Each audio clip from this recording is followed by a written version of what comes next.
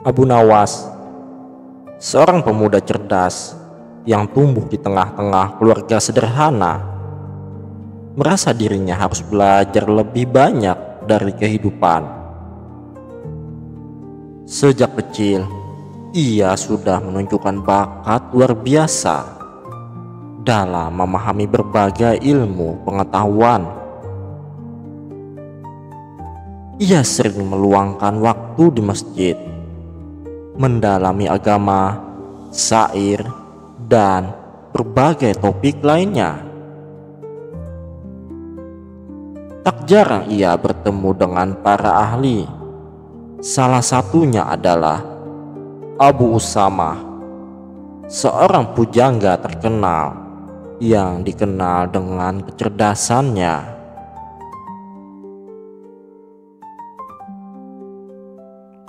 Suatu hari, di sebuah pertemuan, Abu Usamah memuji karya-karya syair Abu Nawas. "Syairmu sangat indah, Abu Nawas," puji Abu Usamah. Abu Nawas yang masih muda merasa terhormat mendengar pujian itu. Meskipun ia tetap rendah hati. "Saya hanya menulis dari hati, guru," jawabnya. Sejak itu, Abu Nawas terus mendalami sastra dan semakin dikenal sebagai pemuda yang cerdas dan penuh semangat. Perjalanan hidupnya yang penuh dengan pencarian dan pembelajaran akan segera membawa dia ke suatu kisah yang luar biasa. Dengan kecerdasan dan kelucuannya, Abu Nawas mulai dikenal di kalangan warga Baghdad. Bahkan di mata Khalifah Harun al-Rasyid, Abu Nawas bukan hanya seorang staf ahli yang cerdas, tapi juga pribadi yang bisa menghidupkan suasana dengan lelucon dan kata-kata bijak. Abu Nawas tak hanya bekerja, tapi juga menjadi sosok yang dicari-cari untuk memberi saran.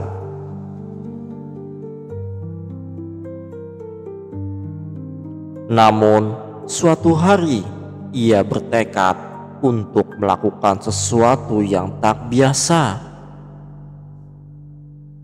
Di siang yang terik, ia keluar rumah dengan sebuah lampu minyak di tangan dan mulai berjalan mengelilingi rumahnya. "Wah, ada apa dengan Abu Nawas?" tanya seorang warga yang melihatnya. "Saya tidak tahu, mungkin dia sedang mencari sesuatu," jawab temannya dengan kebingungannya. Tapi anehnya, Abu Nawas terus berjalan sambil membawa lampu minyak, bahkan tanpa alasan yang jelas. Hal ini membuat banyak orang bertanya-tanya apa yang sedang dia lakukan. Abu Nawas tampak tenang, seolah-olah ia memiliki tujuan yang sangat penting. Namun, tak seorang pun yang tahu apa yang ia cari. Seiring berjalannya waktu, tingkah Abu Nawas yang membawa lampu minyak di siang hari semakin mengusik warga Baghdad. Mereka mulai bertanya-tanya, apakah Abu Nawas sudah gila? Di tengah teriknya matahari, membawa lampu minyak tentu saja tampak seperti perilaku yang tidak masuk akal. Kenapa dia berjalan dengan lampu di tangan saat matahari sedang sangat panas Tanya seorang wanita pada suaminya. Entahlah, ini semakin aneh, jawab sang suami. Mereka semua penasaran, namun tak ada yang berani bertanya langsung pada Abu Nawas. Setiap kali ia melewati mereka, wajahnya tetap tenang, seolah-olah ia sedang melakukan hal yang sangat penting. Di sisi lain, banyak orang mulai menyarankan agar Abu Nawas diperiksa kesehatan jiwanya. Mereka khawatir jika ia benar-benar sedang sakit. Keesokan harinya, tanpa ada perubahan, Abu Nawas masih melakukan hal yang sama. Warga yang merasa semakin heran akhirnya memutuskan untuk bertanya langsung. Apa yang sebenarnya kau cari di siang hari dengan lampu minyak di tanganmu, wahai Abu Nawas? Tanya seorang warga. Dengan tenang Abu Nawas menjawab, saya sedang mencari neraka. Jawaban itu membuat semua orang terkejut. Mereka berpikir bahwa Abu Nawas sudah gila. Apakah dia benar-benar gila? Bisik seorang pria tua pada temannya. Sepertinya begitu, lihat saja tingkah lakunya, jawab temannya. Namun, meskipun banyak yang menganggapnya gila, Abu Nawas tetap melanjutkan perbuatannya. Tak ada rasa ragu di dalam dirinya. Ia tahu ada sesuatu yang ingin ia sampaikan kepada mereka.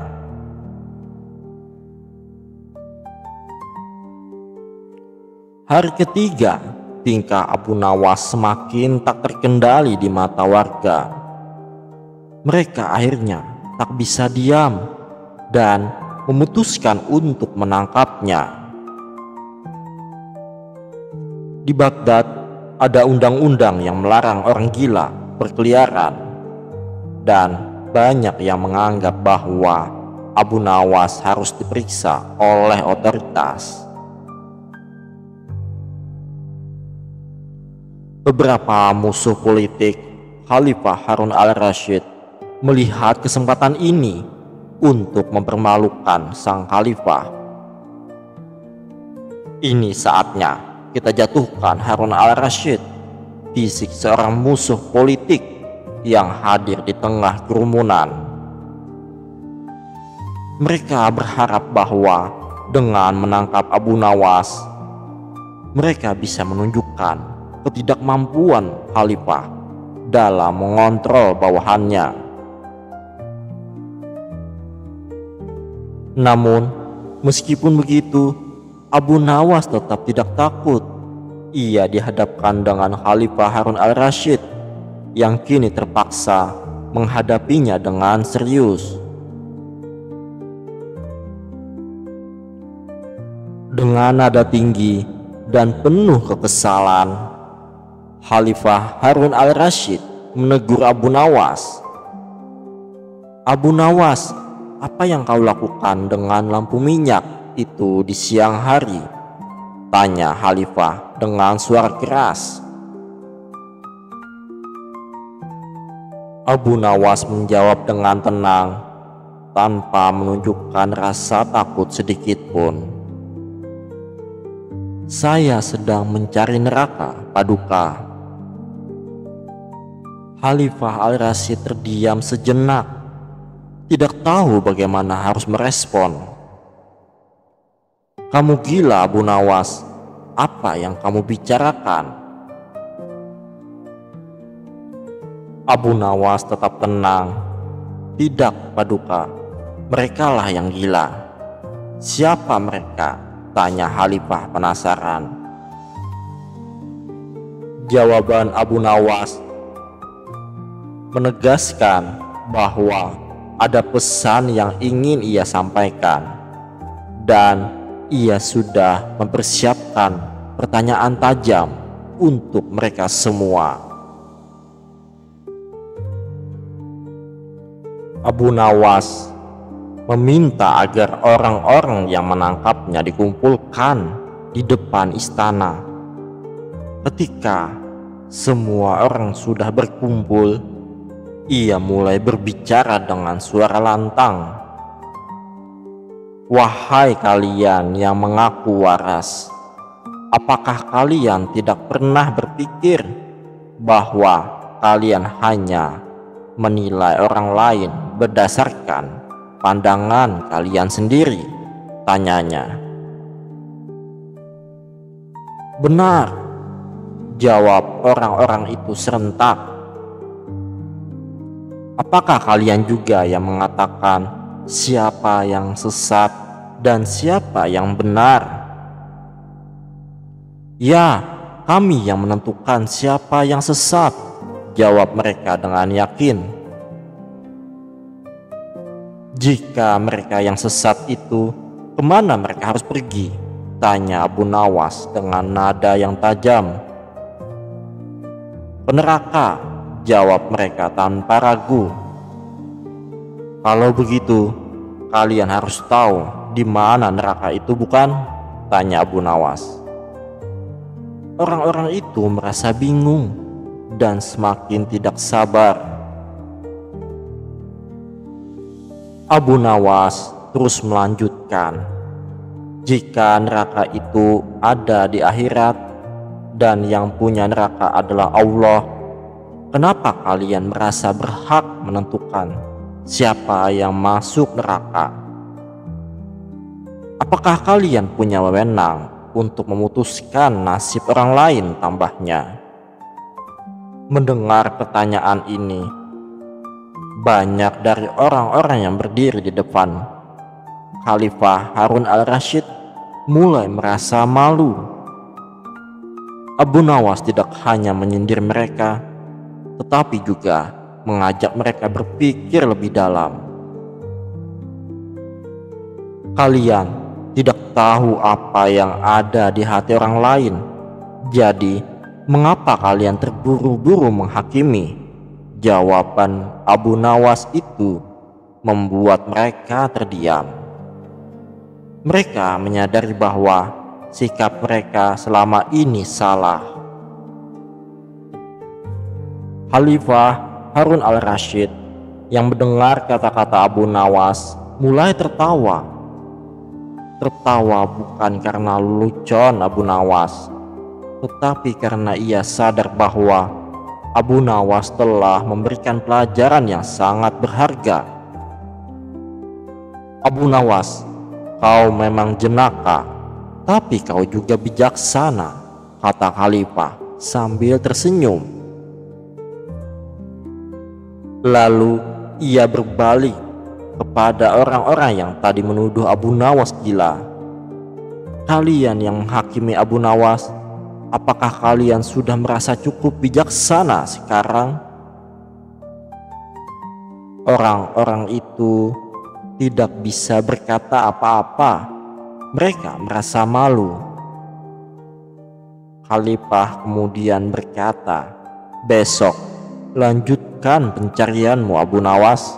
Jika sudah menemukan neraka, silahkan masukkan mereka ke dalamnya." Itulah kalimat terakhir yang membuat mereka semua sadar akan kesalahan mereka. Keesokan harinya, Abu Nawas tidak lagi membawa lampu minyak. Ketika ditanya mengapa, ia menjawab dengan penuh makna, "Aku telah menemukan neraka yang sebenarnya.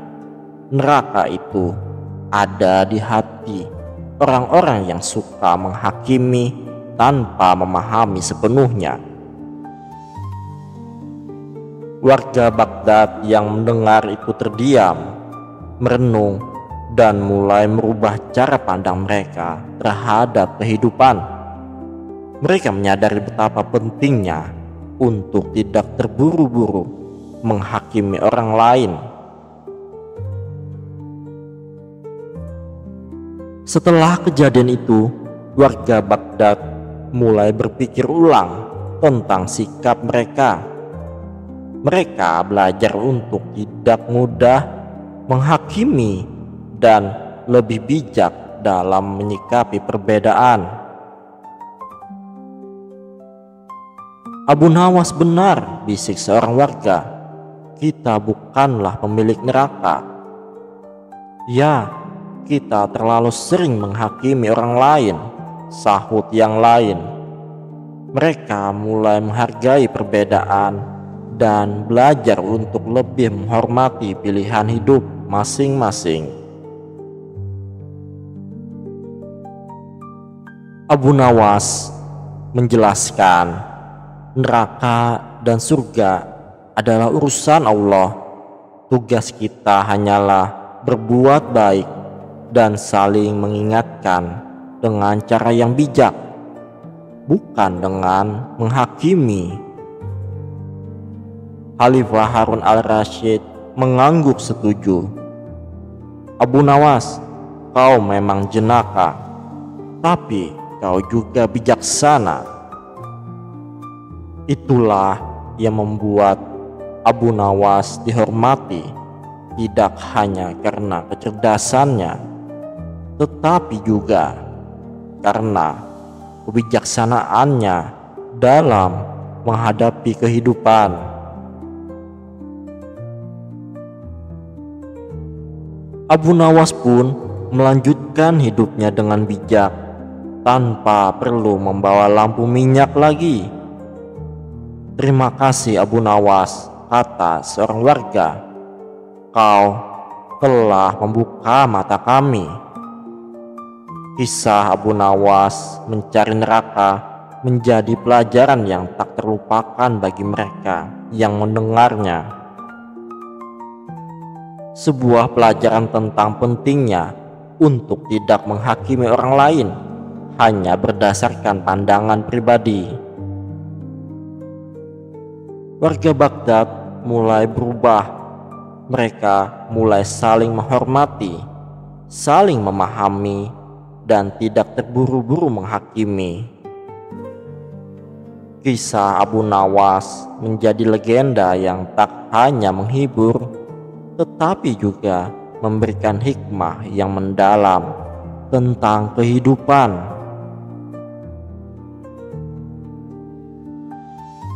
Abu Nawas dikenal bukan hanya sebagai sosok jenaka, tetapi juga sebagai guru kebijaksanaan yang mengajarkan pentingnya toleransi dan pengertian.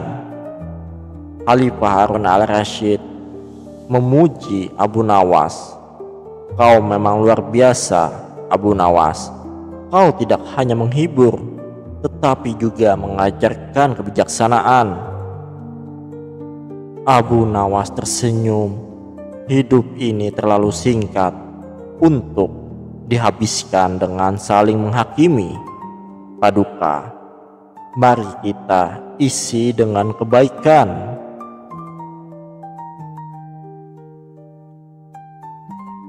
Kisah Abu Nawas mencari neraka di siang hari mengandung beberapa hikmah yang mendalam. Antara lain, 1. Tidak pantas menghakimi orang lain. Abu Nawas mengajarkan bahwa manusia tidak berhak menentukan nasib orang lain, apalagi menghakimi mereka dengan mengatakan bahwa seseorang akan masuk neraka. Hal ini adalah urusan Allah semata, dan manusia hanya bisa berusaha berbuat baik serta saling mengingatkan dengan cara yang bijak. Kedua, bahaya sikap sombong dan merasa paling benar. Warga Baghdad yang dengan mudah menghakimi Abu Nawas sebagai orang gila atau munafik mencerminkan sikap sombong dan merasa paling benar. Kisah ini mengingatkan kita untuk tidak mudah mencap orang lain tanpa memahami kebenaran seutuhnya. Yang ketiga, pentingnya refleksi diri. Abu Nawas mengajak warga Baghdad untuk merenungkan sikap mereka sendiri. Seringkali manusia terlalu sibuk menilai orang lain tanpa melihat ke dalam diri sendiri. Kisah ini mengajarkan pentingnya introspeksi diri dan memperbaiki diri sebelum menilai orang lain.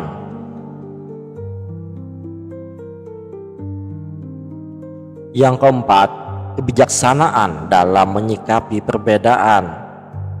Abu Nawas menunjukkan bahwa perbedaan pendapat atau cara berpikir bukanlah alasan untuk menghakimi atau merendahkan orang lain. Sebaiknya, perbedaan harus disikapi dengan bijaksana dan saling menghormati. Yang kelima, neraka dan surga adalah urusan Allah. Kisah ini menegaskan bahwa neraka dan surga adalah hak mutlak Allah.